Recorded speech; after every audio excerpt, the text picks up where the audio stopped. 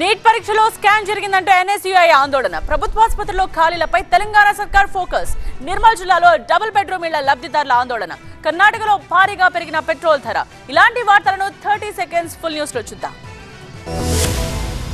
వివాదాలకు care of గా మారింది నీట్ ఎగ్జామ్స్. రోజు రోజుకు నీట్ పరీక్షపై దేశవ్యాప్తంగా నిరసనలు పెరుగుతున్నాయి. తెలంగాణలోనూ ఆందోళన జరుగుతున్నాయి. నీట్ ఎగ్జామ్ లో భారీ కుంభకోణం జరిగిందంటూ ఎన్ఎస్యుఐ కార్యకర్తలు నాంపల్లిలో బీజేపీ కార్యాలయం వద్ద ఆందోళనకు దిగారు. పరీక్ష నిర్వహణ, ఫలితాల్లో అవకతవకలు జరిగాయని ఆరోపించారు. కేంద్రం తీరుతో విద్యార్థులు నష్టపోయారని మండిపడ్డారు. లక్షలాది మంది విద్యార్థుల గోడును కేంద్ర ప్రభుత్వం ఎందుకు విస్మరిస్తుందని ప్రశ్నించారు. నీట్ ఫలితాల వెల్లడి తర్వాత పలువురు విద్యార్థులు ఆత్మహత్యలకు పాల్పడుతుండటంపై వారు ఆవేదన వ్యక్తం చేశారు. నీట్ పరీక్షా ఫలితాల్లో అవకతవకలు జరిగాయని పదే పదే చెప్తున్నా ఎందుకు పట్టించుకోవడం లేదని ఆగ్రహం వ్యక్తం చేస్తున్నారు. ప్రభుత్వ ఆసుపత్రుల్లో ఖాళీల భర్తీపై రేవంత్ రెడ్డి సర్కార్ ఫోకస్ పెట్టింది. వర్షాకాలంలో వ్యాధుల ప్రబలే అవకాశం ఉండడంతో వైద్య సిబ్బంది కొరత లేకుండా ఖాళీలు భర్తీ చేయాలని నిర్ణయించింది. ప్రతి వర్షకాలం రాష్ట్రంలో డెంగీ, ఇతర విష జ్వరాలు ప్రబలుతున్నాయి. ఈ నేపథ్యంలో ప్రభుత్వ ఆసుపత్రుల్లో ఖాళీల భర్తీపై రాష్ట్ర ప్రభుత్వం దృష్టి సారించింది.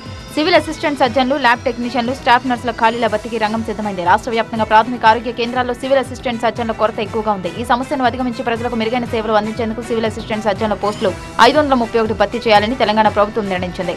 ఈ మేరకు తెలంగాణ రాష్ట్ర వైద్య ఆరోగ్య సేవల నియామక బోర్డు త్వరలో ఈ పోస్టుల భర్తీకి నోటిఫికేషన్ జారీ చేయనుంది.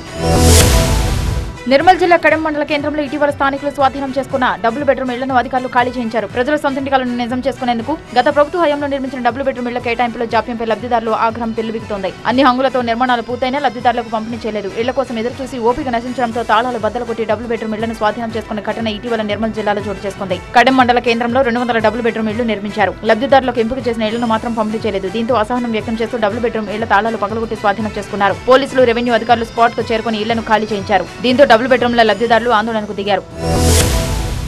గత కొన్ని రోజులుగా పెట్రోల్, డీజిల్ ధరలు స్థిరంగా కొనసాగుతున్నాయి. అయితే వాహనదారులకు బిగ్ షాక్ ఇచ్చింది కర్ణాటక ప్రభుత్వం. పెట్రోల్, డీజిల్ ధరలు అమాంతం పెంచింది. పెట్రోల్ పై ₹3, డీజిల్ పై ₹3.2 పెంచింది. కొత్త ధరలు తక్షణమే అమల్లోకి వస్తాయని అధికారిక ప్రకటన విడుదల చేసింది. ఈ పెరిగిన ధరల ఆధారంగా చూస్తే బెంగళూరులో ప్రస్తుతం లీటర్ పెట్రోల్ ధర ₹102.86 కాగా డీజిల్ లీటర్ ధర ₹88.94కి చేరుకుంది. ఈ పెంపుతో ప్రభుత్వానికి ఏటా అదనంగా 2,500 నుండి 2,800 కోట్ల ఆదాయం వచ్చే అవకాశం ఉందని అధికారులు చెబుతున్నారు. 5 హామీల అమలు కోసం కర్ణాటక కాంగ్రెస్ ప్రభుత్వం ఏటా 50 నుంచి 60,000 కోట్లు ఖర్చు చేస్తున్నట్టు అంచనా.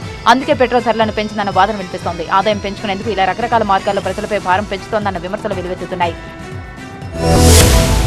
విమానాల్లో ప్రయాణిస్తూ దొంగతనాలకు పాల్పడుతున్న ఘరానా దొంగలను పోలీసులు అరెస్ట్ చేశారు. నిందితుడి దగ్గర నుంచి సుమారు కిలో బంగారం స్వాధీనం చేసుకున్నారు. నిందితుడిపై కేసు నమోదు చేసి రిమాండ్ కు తరలించారు. ఢిల్లీకి చెందిన రాజేష్ సింగ్ కపూర్ అనే వ్యక్తి జలసాలకు అలవాటు పడి దొంగతనాలకు పాల్పడుతున్నట్టు శంషాబాద్ డీసీపీ నారాయణ రెడ్డి తెలిపారు. నిందితుడు రాకేష్ కపూర్ రకరకాల పేర్లతో ఐడి కార్డులు క్రియేట్ చేసి వివిధ ప్రాంతాలకు వెళ్లే విమానాల్లో ప్రయాణం చేస్తూ దొంగతనాలకు పాల్పడుతున్నట్టు గుర్తించామన్నారు. విమానాల్లో ప్రయాణించే ఒంటరి మహిళలే లక్ష్యంగా ఈ దొంగతనాలకు పాల్పడుతున్నారని చెప్పారు. వృద్ధులు, మహిళలకు సాయం చేస్తున్నట్టు నటించి లగేజ్ బ్యాగుల్లో వస్తువులను మాయం చేస్తున్నాడని వెల్లడించారు.